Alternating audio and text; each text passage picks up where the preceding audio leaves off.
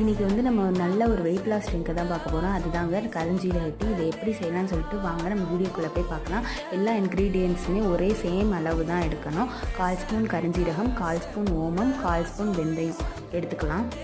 இந்த பொருட்கள் எல்லாத்தையுமே நம்ம லைட்டாக வறுத்துக்கலாம். பொன்னிறமாகணும்னு சொல்லிட்டு அவசியம் இல்லை. லைட்டாக சும்மா வறுத்துட்டு அதுக்கப்புறம் அதில் 1 கிளாஸ் வந்து தண்ணி ஊற்றிக்கலாம். இந்த 1 கிளாஸ் தண்ணி ஊற்றுனது வந்து பாதியாக வற்றணும். 1 கிளாஸ் ஊற்றுனா நம்ம 1/2 கிளாஸ் வரையாக நம்ம வந்து நல்லா வற்றணும்.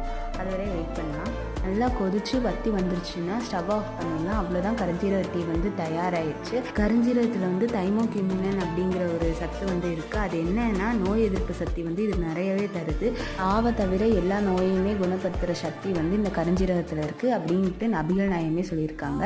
அதுக்கப்புறம் வெந்தயம் வந்து உடம்புக்கு குளிர்ச்சி. அதே சமயம் நம்மளோட கொலஸ்ட்ராலையுமே குறைக்க ஹெல்ப் பண்ணுது. ஓமத்தில் வந்து டைஜஷன் பவர் வந்து ஜாஸ்தி. நம்ம வெயிட் லாஸ்க்கு ஹெல்ப்ஃபுல்லாக இருக்கும். ட்ரை பண்ணி பாருங்க.